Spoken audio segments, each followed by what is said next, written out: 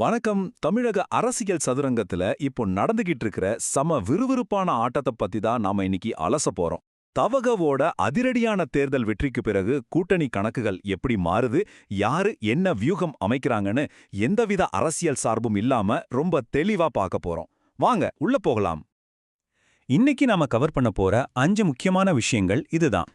தவகையோட அந்த magic number 11, உடைக்கப்பட்ட பழைய அரசியல் பிம்பங்கள், அதிகார பகிர்வை கேட்கும் காங்கிரஸ், திமுக கூட்டணியில் நடக்கும் மாற்றங்கள், அப்புறம் ஃபைனலா அந்த இறுதி கூட்டணி கணக்குகள். முதல்ல பகுதி 1, தவகவோட மேஜிக் நம்பர் 11. அதிகாரத்தை கைப்பற்றதுக்கான அவங்களோட டார்கெட் என்னன்னு பாப்போம். இப்போதைக்கு தவகவோட பலம் 107 எம்எல்ஏக்கள். ஆனா 118 அப்படிங்கிற அந்த பெரும்பான்மை மார்க்க தொடணும்னா அவங்களுக்கு கரெக்டா இன்னும் 11 எம்எல்ஏக்கள் தேவைப்படுறாங்க. இந்த 11 பேரை எப்படி எங்கிருந்து பிடிக்க போறாங்க அப்படிங்கிறது தான் இப்போதைக்கு தமிழக அரசியலோட மிகப்பெரிய மில்லியன் டாலர் கேள்வி. அடுத்து பகுதி 2, உடைந்த பழைய அரசியல் பிம்பங்கள், ஆட்டத்தின் விதிகள் எப்படி மாறுதுன்னு பார்க்கலாம்.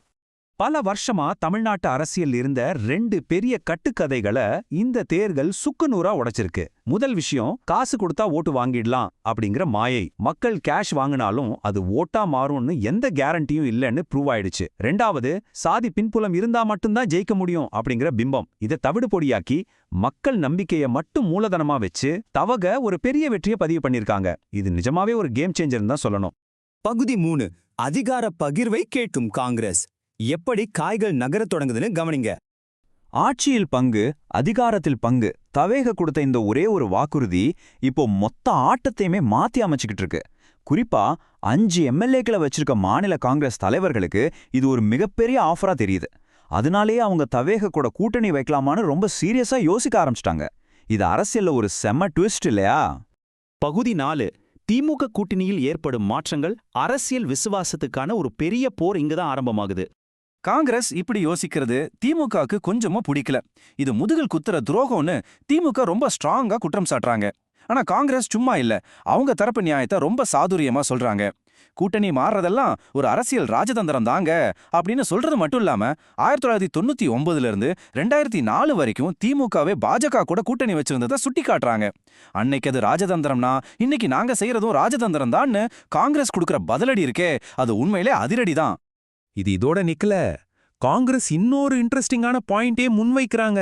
ஒருவேளை அவங்க தவைகவை ஆதரிக்கலனா அதிமுகவோ இல்ல வேற ஏதோ ஒரு கட்சியோ உள்ளே வந்துரும், அத சாக்கா வச்சு பாஜக தமிழ்நாட்டுக்குள்ள நுழைஞ்சிரும்னு சொல்றாங்க. சுருக்கமா சொன்னோம்னா திமுக அடிக்கடி சொல்ற அதே பாஜகவை தடுப்போம் அப்படிங்கிற தாரக மந்திரத்தை வச்சு காங்கிரஸ் அவங்களோட தவைக ஆதரவை ரொம்ப ஸ்மார்ட்டா நியாயப்படுத்துறாங்க. இப்போ பகுதி 5, இறுதி கூட்டணி கணக்குகள். அந்த எண்களின் புதிரை எப்படி சால்வ் பண்ண போறோங்கன்னு பாப்போம். இப்போ இந்த நம்பர்ஸை கொஞ்சம் உற்று கவனிங்க. தவேக கிட்ட 107 சீட் இருக்கு. அவங்களுக்கு தேவை வெறும் 11 தான். இப்போ காங்கிரஸோட 5 இடங்கள், பாமகவோட 4 இடங்கள், இடதுசாரிகளோட 4 இடங்கள், இல்லனா ஐயுஎம்எல்லோட 1 இடம், இதுல ஏதாவது ஒரு காம்பினேஷன் அவங்க செட் பண்ணாலே போதும், அந்த 11 எம்எல்ஏக்கள் ஈஸியா கிடைச்சிருவாங்க. சும்மா கணக்கு போட்டு பாருங்களேன். காங்கிரஸோட 5ம் பாமகவோட 4ம் சேர்ந்தாலே மேஜிக் நம்பரை ரொம்ப சுலபமா தொட்டுடலாம். ஆனா இங்க தான் ஒரு பெரிய ட்விஸ்ட் இருக்கு. தவைகவுக்கு முன்னாடி இருக்கிற மிகப்பெரிய சவால் என்னன்னா, அவங்க பாமகவைய, அதாவது அன்புமணி தரப்ப உள்ள கொண்டு வரணுமா இல்ல விசிகவை உள்ள கொண்டு வரணுமான்னு ரொம்பவே உஷாரா முடிவு பண்ணணும்.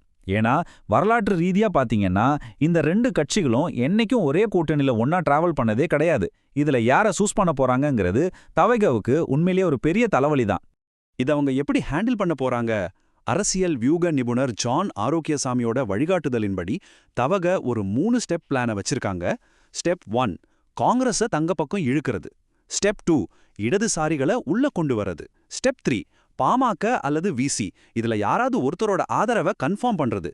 இந்த மாஸ்டர் பிளான் மூலமா அவங்களுக்கு தேவையான எண்களை பிடிக்கிறது மட்டும் இல்லாம திமுக கூட்டணியை கொஞ்சம் கொஞ்சமா உடைக்கிறது தான் தவகோட அல்டிமேட் கோல்னு ரொம்ப தெளிவா புரியுது. இப்போ இந்த மொத்த அலசலையும் ஒரு முக்கியமான கேள்வியோட நாம முடிக்கலாம். அடுத்த 14 நாட்கள்ல இப்படி உடைஞ்சிருக்கிற கூட்டணிகளை எல்லாம் ஒன்னு சேர்த்து விஜய் அவரோட பெரும்பான்மையை சக்சஸ்ஃபுல்லா நிரூபிப்பாரா? அப்படி இல்லனா ஒரு சிறுபான்மை அரசாவே இருந்து அதனால வரக்கூடிய அடுத்தடுத்த சவால்களை ஃபேஸ் பண்ணுவாரா? இந்த அரசியல் சதுரங்கத்தோட அடுத்த நகர்வு என்னவா இருக்கும்னு தெரிஞ்சுக்க நாமும் வெயிட் பண்ணி தான் பார்க்கணும்.